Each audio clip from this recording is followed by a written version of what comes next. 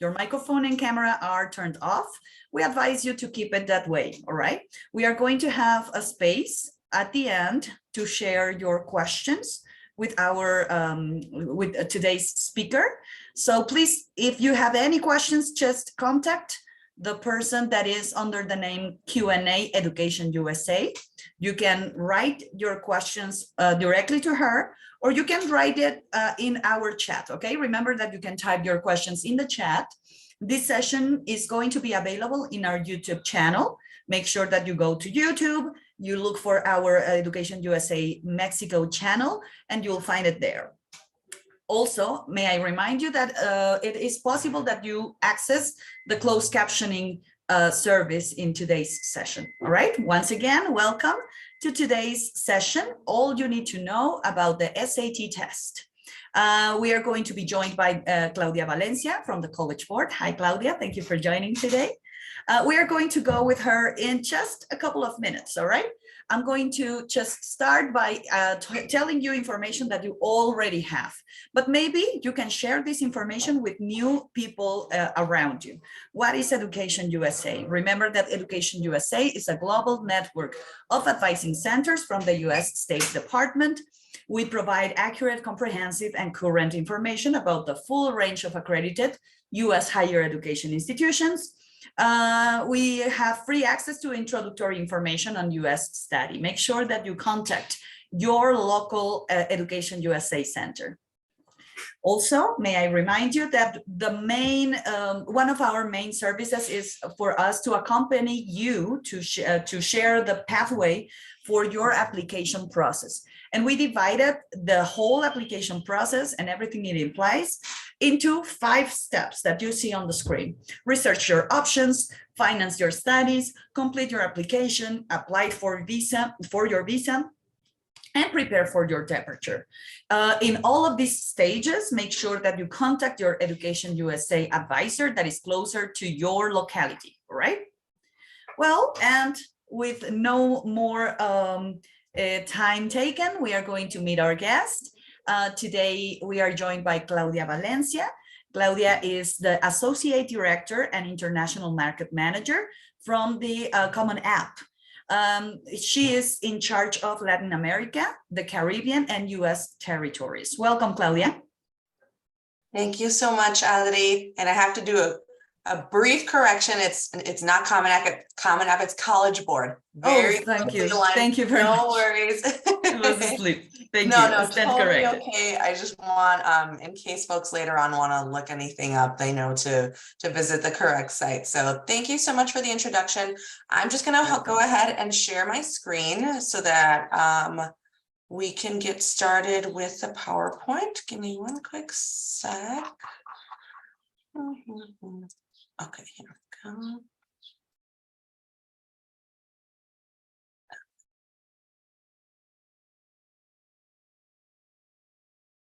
Okay, can you see it okay, or are you seeing my deck with the notes? No, we are seeing your presentation. Go ahead. Correct one. Thank you very much. Perfect. Yeah. So if you see me look away, it's because I have two screens that I'm referencing. So just FYI on that. Well, thank you so much to Education USA for having me here today. As I mentioned, my name is Claudia, and I am a member of the College Board International team. And I'm here to talk to you today about the digital SAT. And we partner a lot with Education USA throughout the world, but me specifically with my regions in Latin America, the Caribbean and US territories, just to share information with you all about the SAT and any other programs or services that College Board may provide.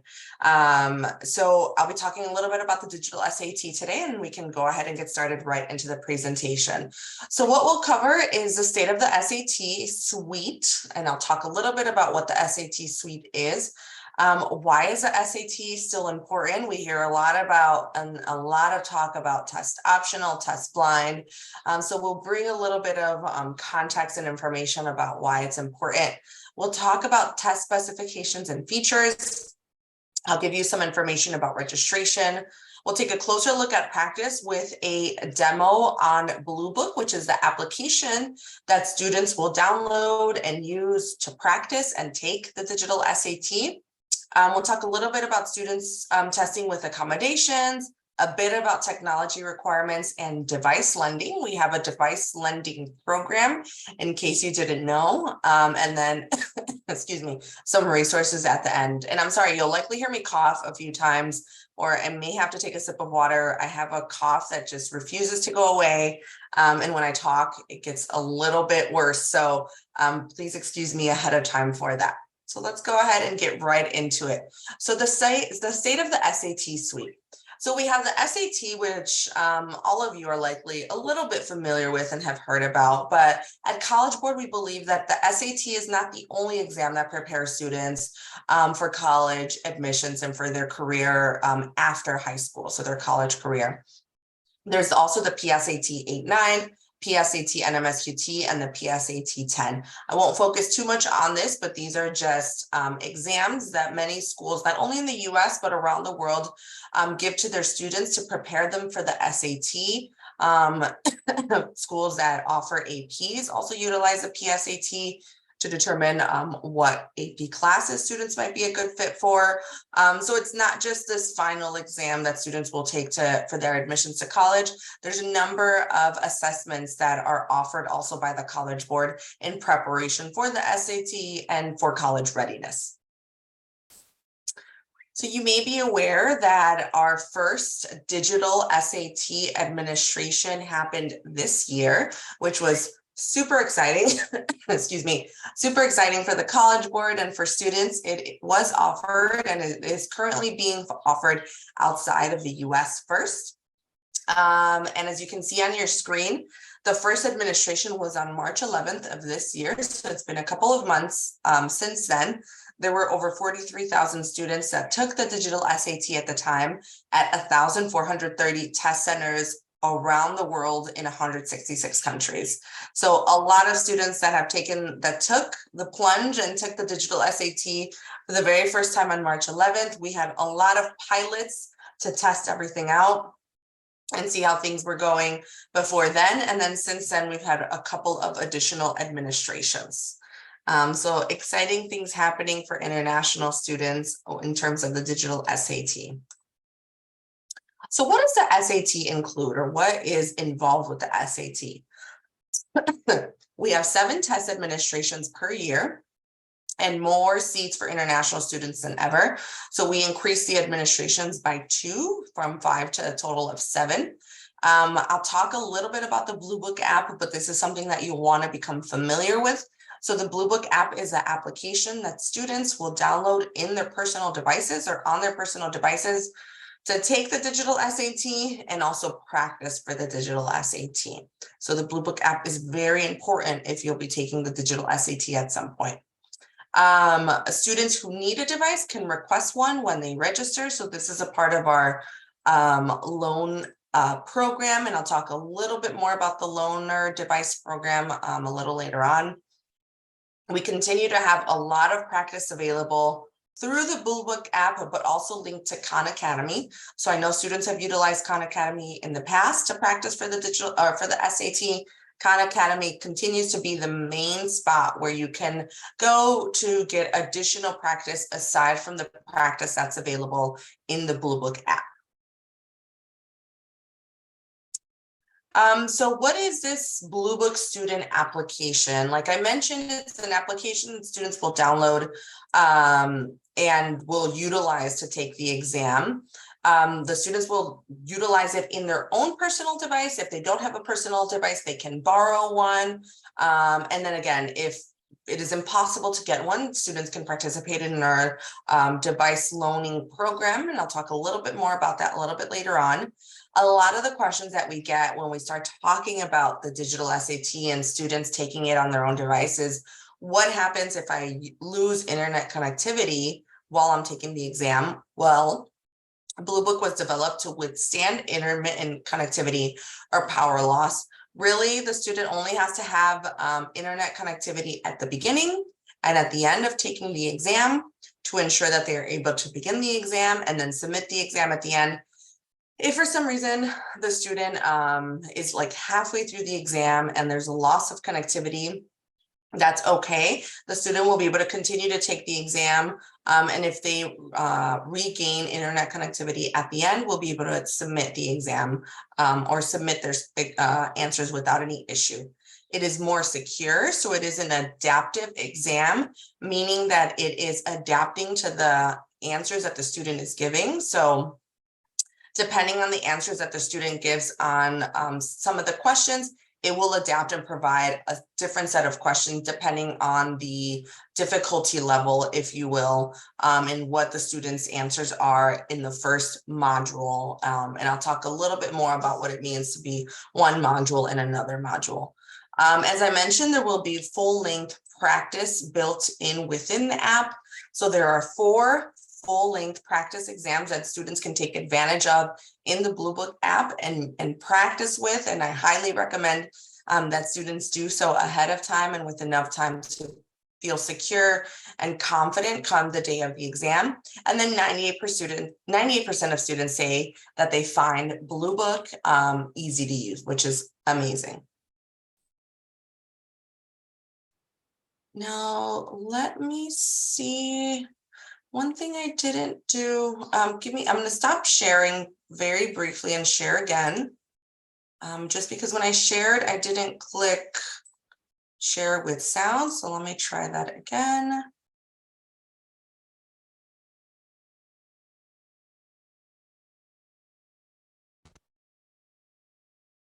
Right, so I'm going to go ahead and try and play this video so that you can see what some students have been saying about the digital SAT. So if there are any issues, if any of my friends at EdUSA can let me know, that way we can try and figure it out. Oh, I don't know what happened here. There's no play.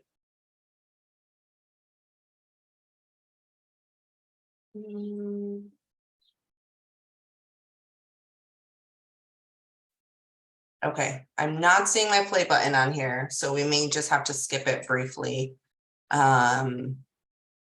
Yeah, so we'll just go ahead and skip it. Just I'll talk a little bit about what's going on here. So it's a video, just students sharing their experience. So these are students that participated in the digital SAT pilot, which means these students got to participate in it. I want to say likely last year into like early this year, because they're the ones that were able to tell us what their thoughts were, what their experience were on the digital SAT. And thankfully, a lot of students had a lot of great things to say. They were able to maneuver Bluebook in the exam very easily, submit their answers very easily, utilize a lot of the functions in Bluebook very easily. So a lot of great things that students shared about their experience with the digital SAT. So sorry about that. We'll just go ahead and skip it and keep going. So let's talk a little bit about why the SAT is still important. So for international students, the SAT continues to be important because it is a tool that puts achievement into context. So students across almost all countries take the SAT, as you already know, to apply to universities in the US, but not only in the US, in many other countries as well. And as it mentions on the screen, in almost 70 countries across the globe.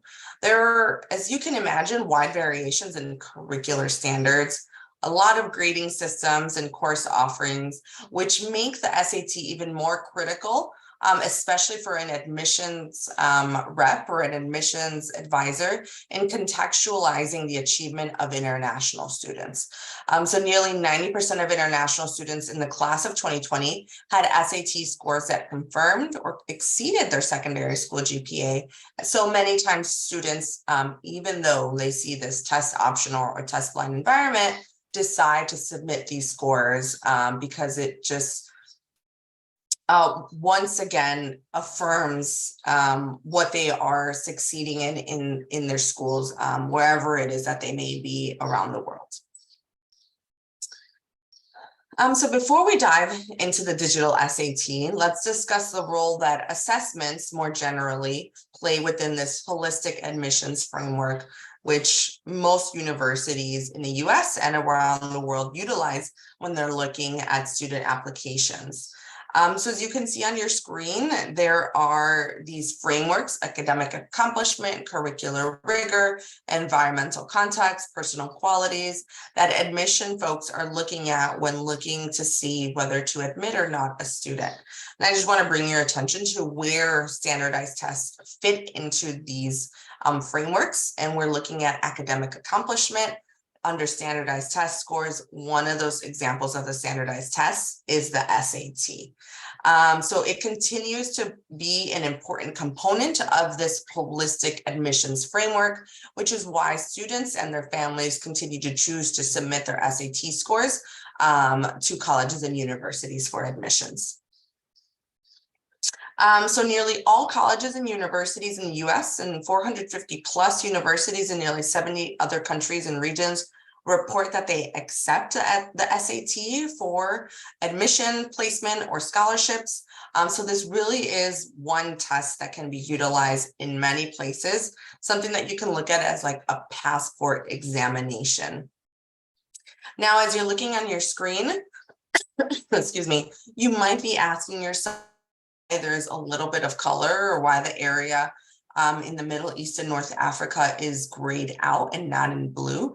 And the reason for that is because we haven't formally collected higher education policies in these countries, but something that we're actively working towards doing, and actually something that I'm working towards doing in Latin America as well. Often when I talk to individuals from schools in a number of countries in Latin America, they'll share that universities in the region will informally accept SAT results, for example, or AP results for admission, but there are no published policies on this. And that's one of the things that we want to ensure that we collect so that that information is available to you. So just so you know, in case you have any questions about what universities worldwide accept the SAT for admissions, we do have a page on our website. So it's collegeboard.org/INTL recognition. So that's where you will be able to find a list of international universities worldwide that accept the SAT for admissions. Clau, Mhm. sorry to interrupt you. I have the video, so if you want, I can share it. Okay, yeah, that'd be great. So let me stop sharing. We can go to the video super quickly. Thank you so much, Anna. Okay, let me check. Share sound. Okay. Let me know if you can see it. Yes. Okay. Can you hear it? Yes. The digital SAT was a great experience. Everything from downloading the app to setting up our devices to actually give the SAT went really smoothly. I thought that I was a lot less stressed, mainly because the test was shorter. My experience with the digital SAT was that it was super easy to take and it was very convenient, and I was definitely less stressed out. I would definitely recommend it because it took away a lot of the pressure. It was easy to set up, easy to log in. The instructions were really clear. I was actually very impressed by this test. I was very impressed how clean the program was. The first thing I noticed was the software itself was seamless. I have not taken a better digital test. That's because there was no buffering between the questions. Digitally is more convenient because you can easily switch between the questions, and all the tools are provided. The tools at my disposal were very, readily accessible and easy to use. The reading chunks were a lot smaller, which made it easier for me to concentrate on what they were actually asking for and what the content actually was. So that was a lot more enjoyable. It helped that today's SAT was much shorter and the questions were a lot more concise and straightforward. I liked it a lot better. For me, taking the digital SAT was so much better. I can't even explain it. I was so happy to take the test.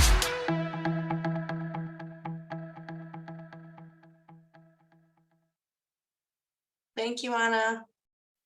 Thank you so much. So as you just saw in the video, that is just a brief recap on comments a couple of students that participated in our pilot of the digital SAT shared and their thoughts on taking the digital SAT. So thank you so much, Anna, for pulling that up and sharing that. Now let me just go ahead and share my screen again. Here. All right, here we go. Now let's go through the test specifications and features, and we'll talk a little bit about what's staying the same or what has stayed the same compared to the previous paper pencil SAT and what has changed. So I'll focus really more so on what's changed. So the international students will have access to 2 additional SAT administrations each year, which I talked about earlier. There was a new administration in June, which happened recently, and then a new one happening in November. Students will take the SAT suite of assessments on a laptop or a tablet, normally their own device. The SAT will be shorter, which I think everybody appreciates that. It'll be about 2 hours long instead of 3. Calculators will be allowed on the entire math section. And there's a Desmos graphing calculator that is built into the testing app, which I'll show you when I do the demo of Blue Book. And then it'll be more secure and flexible with each student getting a unique test form, leading to greater exam security. So just so that you know, for students that are here and will be taking the exam, if you're seated next to a student, in front of a student, behind a student, you will not be taking the same exam as students next to you will. As I mentioned, it is adaptive, so it is adapting to the answers and then giving you specific questions on the second module based on the way that you answered the questions on the first module. So it is very different to what your classmates are seeing or the individuals that are taking the exam in the same room are seeing, which means that it is much more secure and there's greater exam security. So let's take a brief look at what the sections within the SAT will look like. So there is the evidence-based reading and writing section, or the reading and writing section, which can be scored anywhere between 200 and 800 points. And then the second part of the exam is the math section, which is also scored between 200 and 800 points. Now let's take a brief look at the reading and writing section. Excuse me, it is a total of 54 questions, which means that students will get about 1 minute and 19 seconds per question. And then you'll see one of the things that have also changed means that there will be a set of discrete questions. Now, a discrete question means that there is a single question or a single discrete question associated with each passage or passage pair, instead of having several questions associated with a small number of longer passages, as is the case, or as was the case in the paper and pencil. So students are more so able to focus on the passage that is being presented to them, and then identifying or answering a single a question with it, as opposed to having multiple questions associated with a longer passage. So this is also additionally something else that students have really benefited from and seen that is a major change on the digital SAT. Now let's take a look at the math portion. So there are 44 total questions. It is one math section that students can utilize a calculator throughout the entire section. And it'll be a total of 70 minutes with each question, students having about 1 minute and 59 seconds per question. So there will be these 2 sections, and then we'll have the discrete questions, which I covered a little bit already, 4 option multiple choice questions, and then some student produced responses. So those are the 2 sections that we'll be working with. Within each section, there are what we call modules. So 2 modules in each section. So it'll go through the first part, you'll complete those questions, you'll jump into the second module, and that's where we see the questions adapting to the answers that you are giving, whether it's giving you like maybe a harder, more challenging questions based on what you're answering in the first module. And as I mentioned, one of the things that really stands out again is that a calculator can be utilized in the entire math section. And once you get through both of these sections, that's it. Everything is complete, and you're all set to go within about 2 hours of taking the exam. Now let's talk a little bit about international fees and what that looks like for international students that will be taking the exam. So the SAT registration fee is $60, plus there's a $43 regional fee that is charged as well. There are some additional fees that may be charged, such as like a test center fee, changing a test center if that's something that you wanted to do, canceling your registration fee, a late cancel fee. So just keeping these in mind as you're going through your registration is important. All this information can be found on our website as well. But just keep in mind that this is what the fees are for international students that are taking the SAT or the digital SAT outside the US. Now, along with that comes the score service fees. One of the great things is that the first 4 score reports are free if you order them by 9 days after the test date. So you can request that those be sent free to your choice of colleges or universities as long as it falls within that time frame. You can also request additional score reports for $12 per report. If you want to request rush reports, that's $31. You want to get scores by phone, that's $15 per call. And then any archive scores. So if you took an exam a while ago and you want to get those score reports, that's $31. So please ensure that you're taking advantage of the first 4 score reports by completing and sending those within the 9 days of after the test date.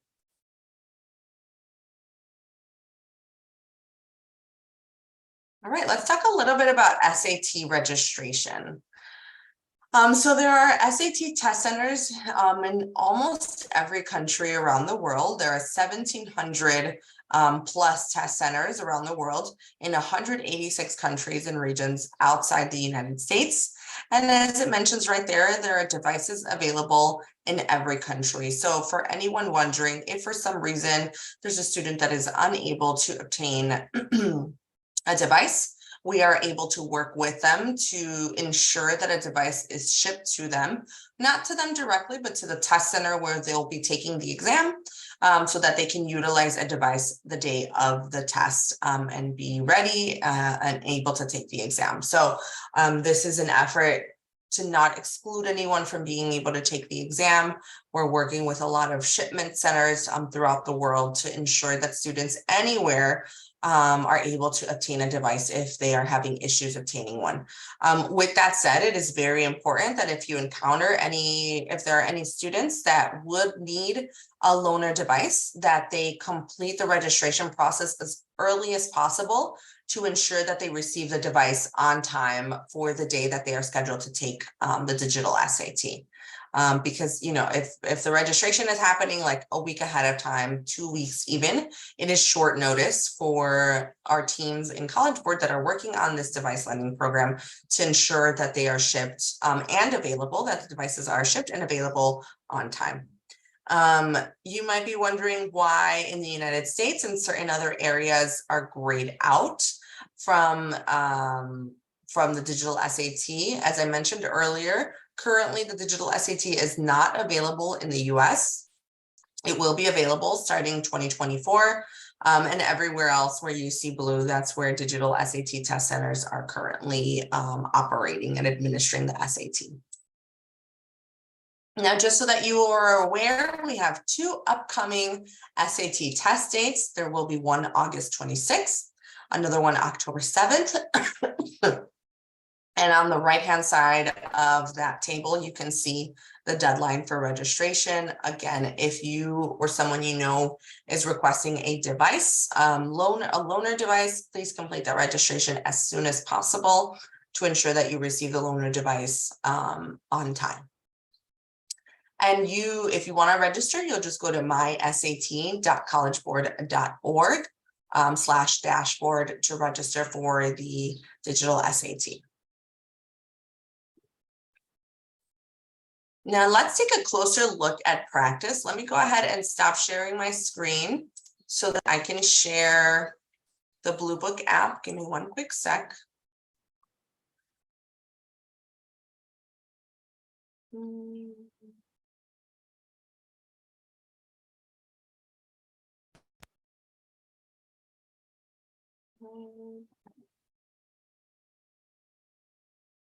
Can you see the Blue Book app that says Welcome L?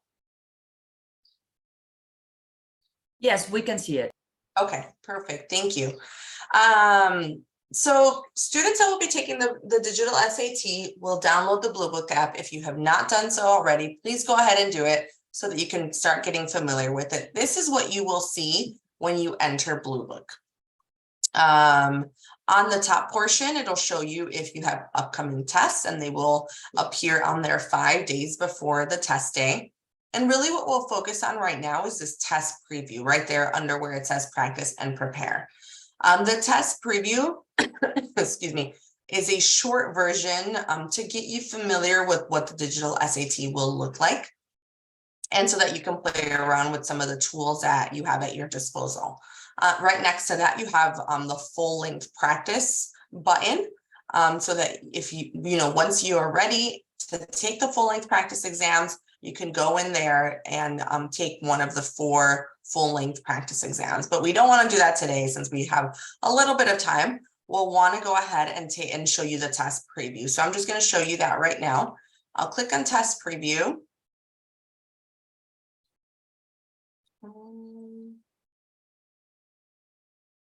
And then I'll hit next. And then I'll select SAT Suite of Assessments. I'll hit next on there. Let's wait 1 minute so we can see. All right, here we go. It immediately takes us into the reading and writing portion of the exam. Again, this is just a preview, so we'll go through a couple of questions. But it immediately shows you the directions so that you can read them and understand kind of like what's going on in this section. I'm going to go ahead and hit close and show you a couple of things that come up right here. So we're right away brought to the first question on the left-hand side. On the right-hand side, you'll see the options, your answer options, A through D. At the top, you can see a clock, a digital clock on there. One of the things and right now it's not ticking or it's not moving. But when you take the practice, the full length practice, and when you take the actual exam, you will be able to see it on there. You have the option to keep it on there, or if it gives you anxiety or a little bit of stress looking at it move, you can also hide it. We'll leave it on there for now. At the bottom portion of the page, it shows you the questions. So 1 of 8, you're on the first question. I'm clicking it right now, and you can see it shows you you're on the reading and writing question. We're on question 1. And then it shows you where you currently are. And that'll be helpful for a little bit later. I'll show you how or why. So you'll read the passage, answer your question. One of the cool things, or one of the cool features that it has on here, is a section called Mark for Review. So say, for example, you don't know the answer to this and you want to skip it, you will go ahead and mark it for review. Click down here at the bottom and it shows you that question 1 has been marked for review. So that once you get to the end, you are able to see that you did not answer a question and you have to go back, provide an answer to this one before you move on to the next section. Another cool feature of the Blue Book app is if you want to utilize a process of elimination, and I'll just go ahead and remove this for now. If you want to utilize a process of elimination, you click this ABC. Since you cannot like take out your pencil and cross any out, it gives you this option to do so on your computer. So I just want to cross out A. Oh, sorry, you have to hit it on this right side. So I want to cross out A, I want to cross out D and B, and then, I figure out that C is my answer. So that really helps you determine, if you're having a hard time finding the answer through the process of elimination. If you want to undo it, you just click on it again. On the top hand portion, there's a part called annotate. So if you want to annotate, if you want to take a note, say for example, I highlight this part. Let me see. I always forget how this works. There we go. So I highlighted this part, then I hit annotate, then I can type in a note and then save it. So if I wanted to go back here and click on it, if for some reason I can't figure it out right away, I have my note to help me later on determine what the answer is. If I want to delete it, I can delete it, and then it's back to normal. So just an additional feature that's available to you if you want to highlight something, make a note of it if you're going to come back to the question. There are some additional resources for you here, like help, shortcuts. Maybe another great thing for you to become familiar with as you begin your practice for the digital SAT. If you're utilizing a tablet or a laptop, what these shortcuts are for your keyboard. Let me go ahead and close out of that.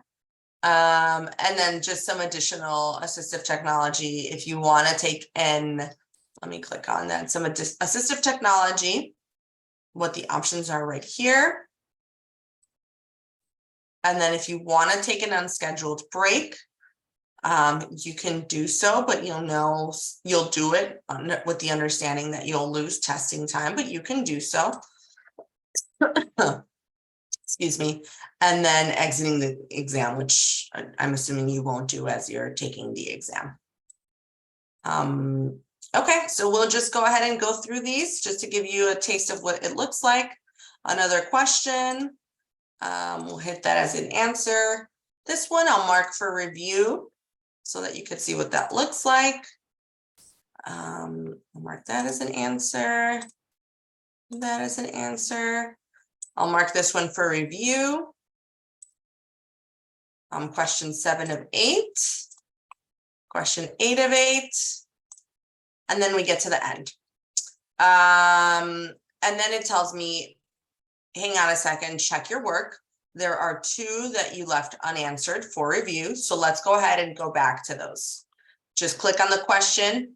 It'll be flagged on there. So I'll just go ahead and unclick the flag, provide an answer. And then I can click on this bottom portion to see that question 6 I left unanswered as well. So I'll just undo the marking for review, provide an answer. And then I can see that I've answered all. I'll hit next, confident, feeling good about the answers that I provided. And then I'll hit next. This module is over. And then in the test preview part, it'll just automatically jump us to the math portion of it. Okay, so as soon as we get to the math section, it'll provide directions right here on the left-hand side. And it's very important for you to review these directions because we know with math, things can sometimes get a little funky very easily.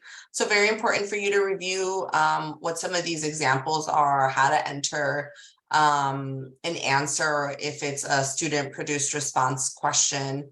So just please keep in mind to review these before going into your full length practice test. So again, a lot of the same features, whether it's marking something for review, the process of elimination, being able to cross something out, marking for review, again, still works here. As I mentioned earlier, there's a built-in calculator that students can utilize. I would highly recommend you becoming familiar with it and practicing with it, because you never know, you bring your own calculator, but something's wrong, it stops working. That way you're confident and feeling great about having practiced with the built-in calculator that you can just go ahead and pop it out and utilize it if something's wrong with your own personal calculator that you bring. So a very cool feature that the Blue Book has. We also have this reference sheet, and students will still be able to utilize scratch paper, which the test centers and the proctors will hand out at the beginning of the exam. So that's something that you still have available to you when taking the exam. So let's go ahead and go through this just as we did with the reading and writing section. So we will mark a couple of answers on here. There are 7 questions. So in this one, for example, this is one of the student produced response. It's important for students to review the guidance, excuse me, and how to answer a question correctly. As you can see right here on the table, it talks about acceptable ways to answer a question or to provide an answer, and unacceptable ways. So just keep those in mind so that you get credit for the correct answer as opposed to you writing it incorrectly. Something that could be confusing, such as this 3.5, instead of writing this like 30, it looks like 31/2. We don't want things to be confusing. So for this one, I'll just enter an answer, 3.5. I'll mark this for review. Mark a couple of answers. I'll use, again, the process of elimination for this. And then again, a student produced response. Same thing, keeping in mind the acceptable ways to enter an answer. And then we get to the end. It reminds me to check my work. I see that question number 4 is the one that I didn't answer. So I'll review it again, figure it out, mark C, and then I'll see that I've answered all of them. So jump here. I guess I could also go to the review page. Feeling confident about my work. So I go ahead and hit next. It tells me that the module is over. And then this is what you'll see, actual test day, showing you that you're all finished, that you've completed the exam, and that you have to, that when you've submitted this, you'll know that your scores have been submitted. So this is what students will see at the very end. One of the important things to keep in mind is ensuring that when you take the exam and it shows you this, please don't close your device or shut off your device or close your laptop immediately. One of the things that I recommend is ensuring that the proctor in your room confirms to you that they're seeing on their device that your exam has been submitted.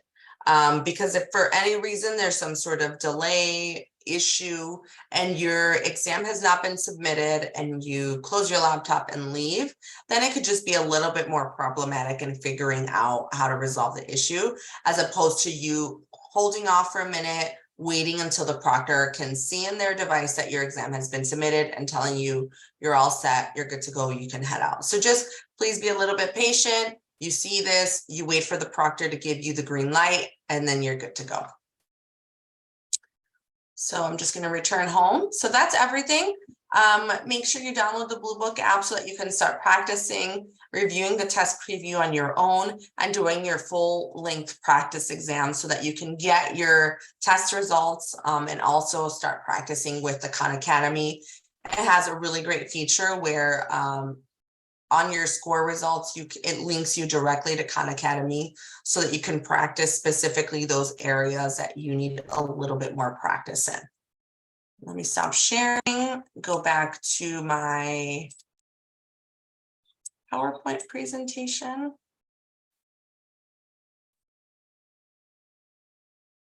Right. All right, so I talked a little bit about this already, but just to reiterate, we have the full length practice exams. You can download comprehensive, excuse me, instructions on downloading Blue Book on our website, bluebook.app.collegeboard.org, if you need instructions on how to do so. But I know at this point, most folks are experts at downloading apps. It's not any different. The only thing is that you do need a College Board account. So if you do not have one of those already, please create a College Board account so that you can log in and not have any issues logging into the Blue Book app. This is what your, excuse me, once you take a full length practice test, this is what your SAT practice test scores will look like. And then you'll be able to look at them a little bit closer in detail and determine what questions you got incorrect, which question was correct, and it provides a little bit more background information on that.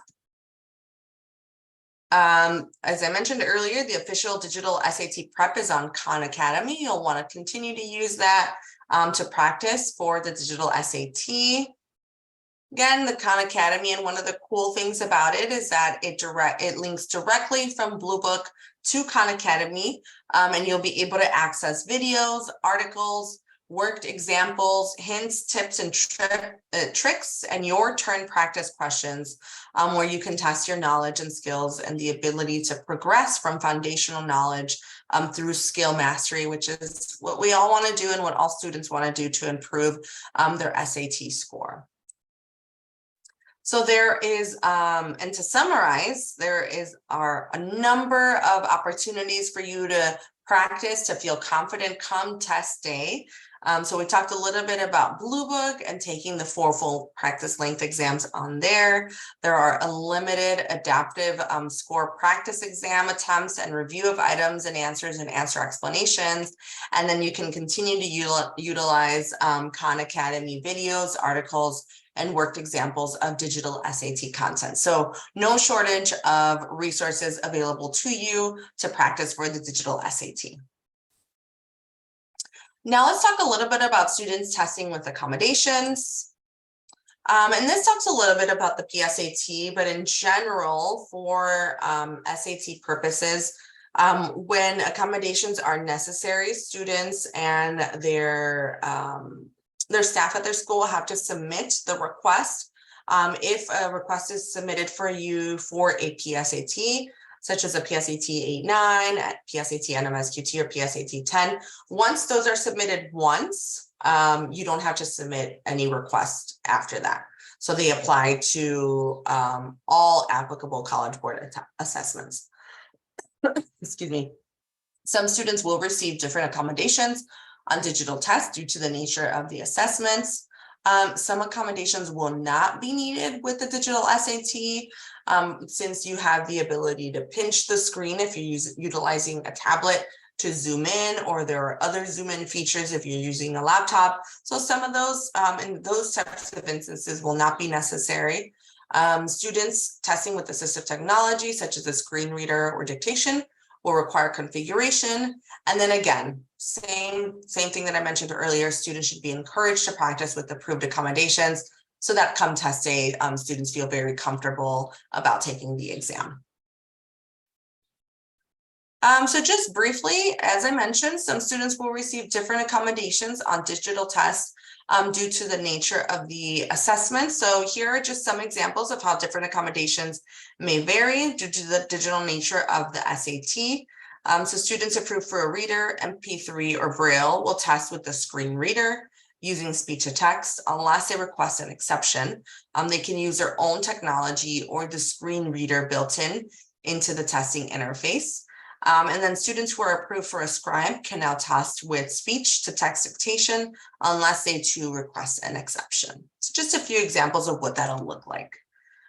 There are some accommodations that are no longer needed, as I mentioned, which includes students who have previously been approved to test with a computer, students approved for a large print, enlarged answer sheet, or a magnification device will use a Zoom functionality, which is a universal tool that is available for all students. So in some cases, accommodations will not be needed. And then as a reminder, students testing with assistive technology, such as a screen reader or dictation, will require configuration. And then students should be encouraged, again, cannot stress this enough, to practice taking the digital SAT since it is already available through the Blue Book app.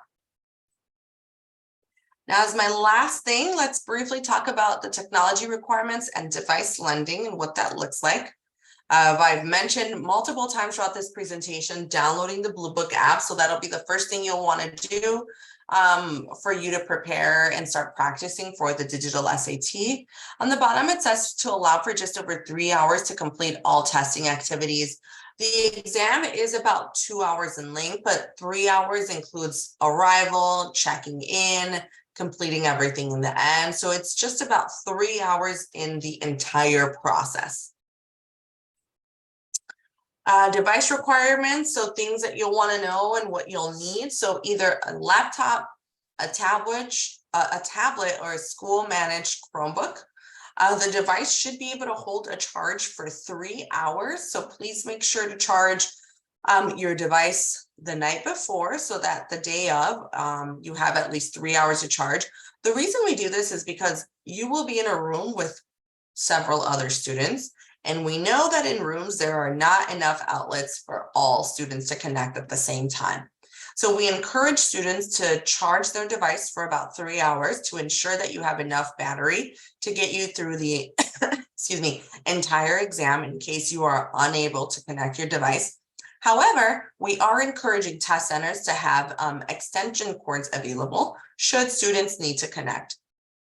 I attended a couple of the pilots and I did see a few students that maybe felt a lot more comfortable connecting immediately, or maybe did not follow instructions and did not charge their device for 3 hours, excuse me, the night before. But please, if you can, connect your device ahead of time, charge it so that it has at least 3 hours of battery on the day of the exam. And then while you are taking the exam, the device must be able to connect to Wi-Fi. The test center will provide Wi-Fi access to you wherever it is that you're taking the exam.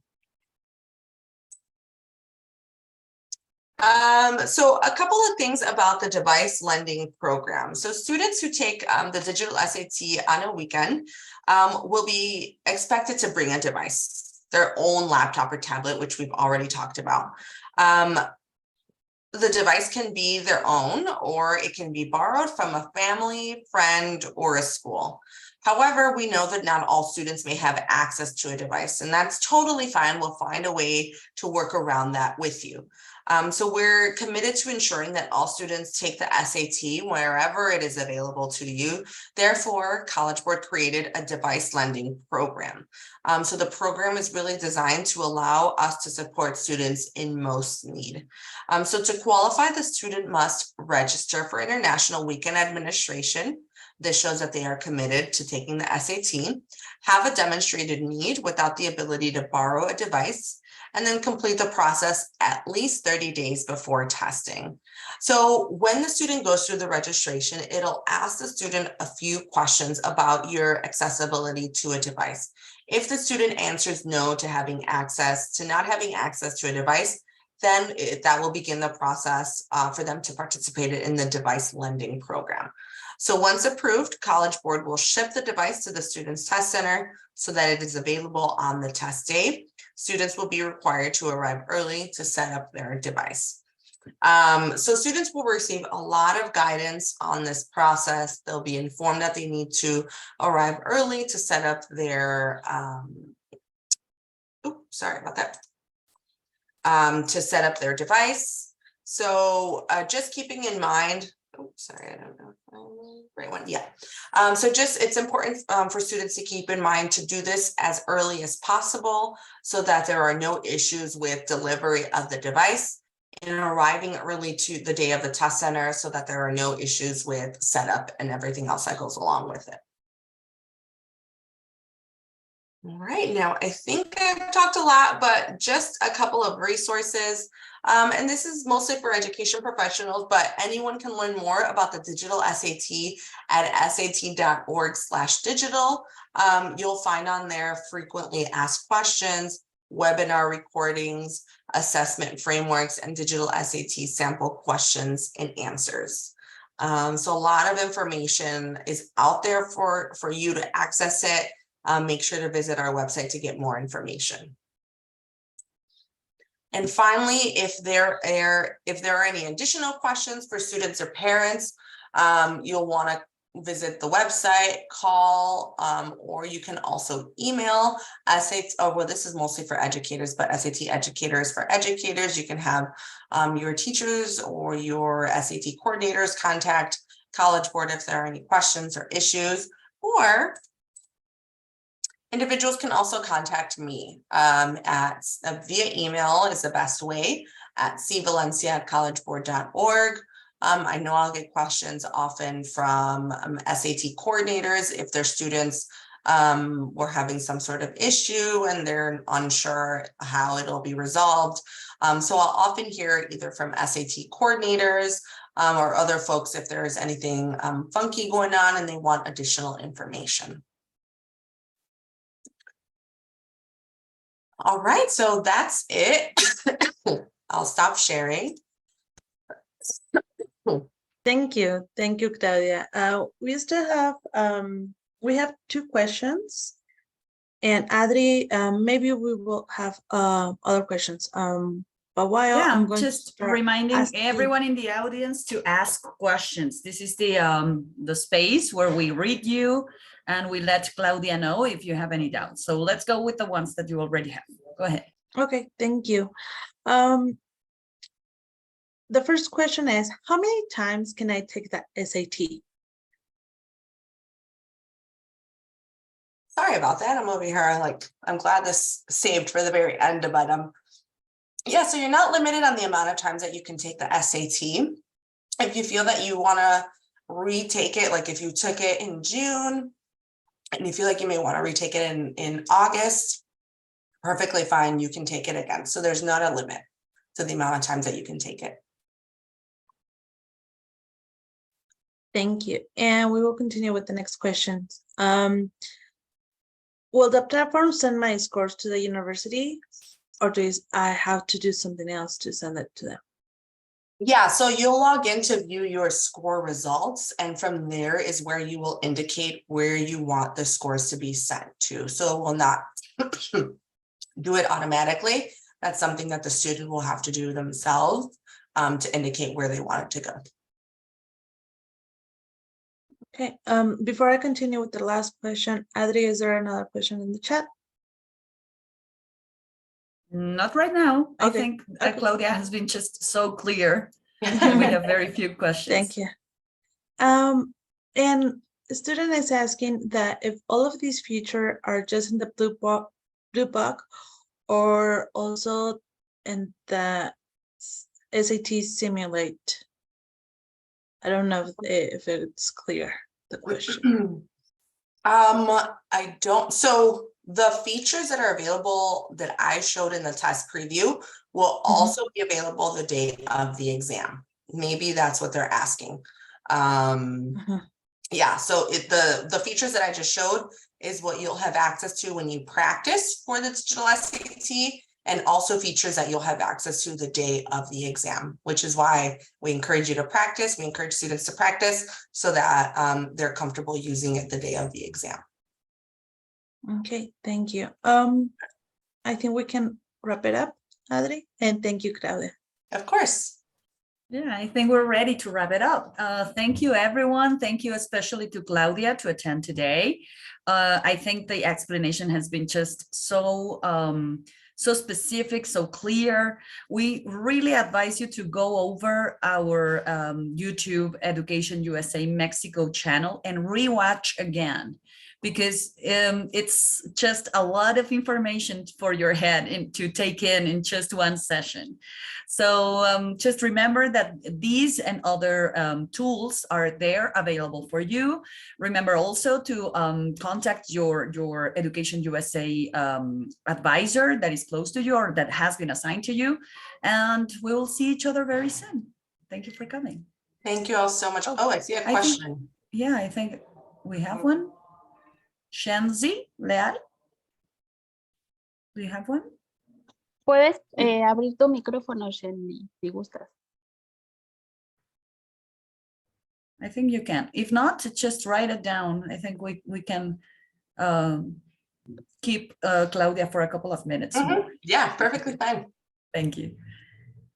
A ver, vamos a ver. A ver, ya puse para que se puedan prender su micrófono. A ver si puede. And maybe stop recording because we are going to take a long time. Yes. See you around for our YouTube audience.